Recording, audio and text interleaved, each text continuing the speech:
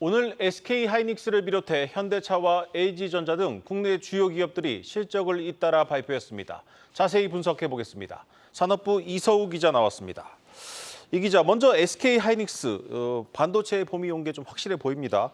실적이 예상치를 훌쩍 뛰어넘었습니다. 네, 그렇습니다. 일단은 SK하이닉스를 시작으로 현대차와 LG전자도 1분기 실적을 발표했는데요. 세 개 회사 모두 긍정적인 성적표를 내놨습니다. 특히 이목이 집중된 건 말씀하셨던 것처럼 예상치를 크게 뛰어넘었던 SK하이닉스였습니다.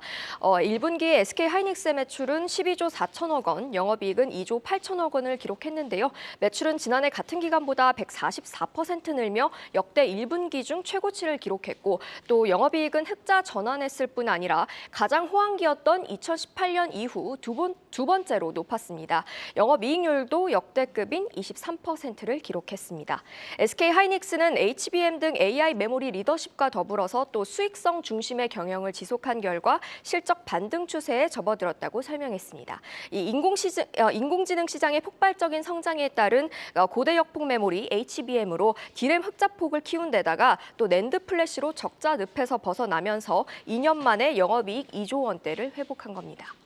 네, 1분기가 이 정도면 이제 올해 실적도 기대를 모으고 있습니다. 특히 이제 고대 역폭 메모리 HBM 시장의 이 고성장세가 계속되느냐가 중요할 텐데 SK하이닉스 측은 어떻게 전망했습니까? 네, 일단 D램과 낸드 가격 상승세가 이어지고 있고 또 AI 시장 확대로 신규 수요도 계속 발생하면서 향후 전망 또한 긍정적입니다. SK하이닉스는 올해 메모리 호황에 발맞춰 AI 메모리 공급에 집중한다는 계획인데요. SK하이닉스는 실적 발표 직후에 이어진 컨퍼런스 콜을 통해서 HBM 사업에 대한 강한 자신감을 드러냈습니다.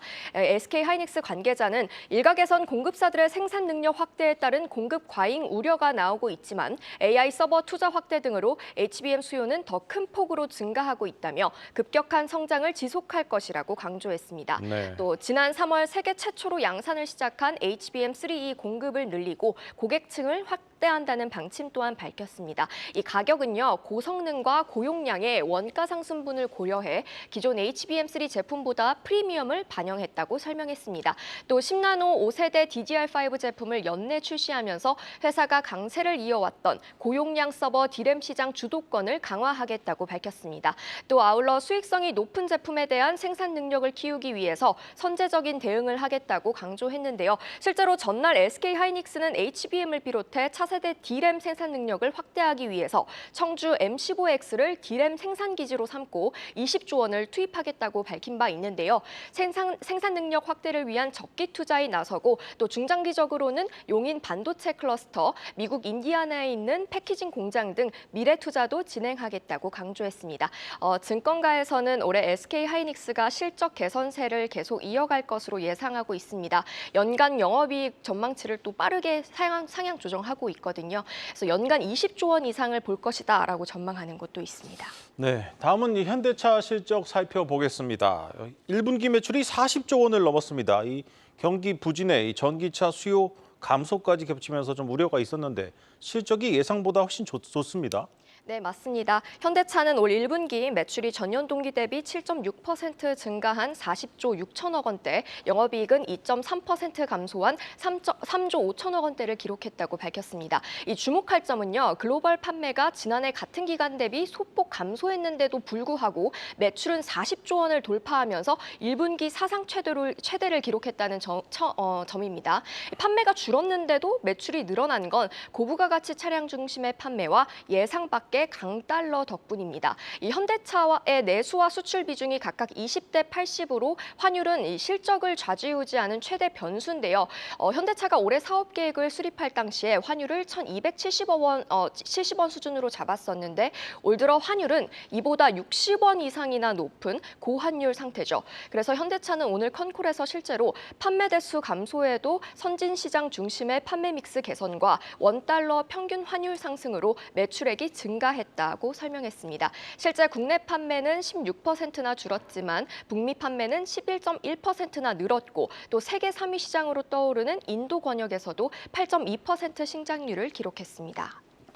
네, 이 전기차 수요 둔화에 대한 이 대응책도 궁금했는데 현대차는 일단 이 하이브리드를 거쳐가는 방향으로 확실히 좀 방향을 잡은 것 같습니다. 네, 맞습니다. 이제 현대차는 앞으로 내연기관과 수익성이 동등하게 나는 하이브리드를 위주로 수익성을 제고하겠다고 밝혔습니다. 중장기적으로는 글로벌 친환경차 시장이 계속될 것이기 때문에 전기차 브랜드인 아이오닉의 라인업을 확대하고 또 신규 하이브리드 모델 보강 등으로 대응하겠다는 계획입니다. 이를 위해서 현대차 메타플랜트 아메리카는 올 10월께 가동을 시작하고 이곳에서 하이브리드도 생산할 수 있도록 투자할 계획입니다. 현대차는 오늘 주주 환원을 위해 1분기 배당금을 지난해보다 33% 늘어난 주당 2,000원으로 결정했습니다. 특히 지난해 발표했었던 주주가치 환원 정책에 더해서 추가적인 밸류업 프로그램을 현재 검토 중이라면서 구체적인 내용은 이사회 승인 후 발표하겠다고 설명했습니다. 네, 마지막으로 LG전자 실적 보겠습니다. 이 1분기는 전통적으로 가전 비수기인데 역대 최대 매출을 냈습니다. 그 비결이 뭐였습니까? 네, LG전자는 올 1분기 매출 21조 900억 원을 기록하면서 역대 최대 매출을 달성했습니다. 말씀하셨던 것처럼 1분기 비수기였음에도 불구하고 이 구독 사업과 또 B2B가 성장세를 이끌었습니다. 고물가, 고환율, 고금리에도 불구하고 구독 사업은 특정 시기에 상관없이 꾸준히 현금 수익을 계속해서 창출할 수 있기 때문에 수익성을 크게 끌어올릴 수 있는 겁니다. 또 LG전자는 앞으로도 온라인과 구독 사업 강화, B2B 비중 확대로 성장 기회를 잡겠다고 밝혔습니다. 그 밖에 TV 시장도 하반기부터 점진적인 수요 회복이 기대된다면서 고객 수요에 맞춰서 게이밍 특화 기능, 또 올레드 디스플레이 등을 탑재한 전략 제품으로 매출을 끌어올리겠다고 밝혔습니다. 네, 잘 들었습니다. 산업부 이서우 기자였습니다.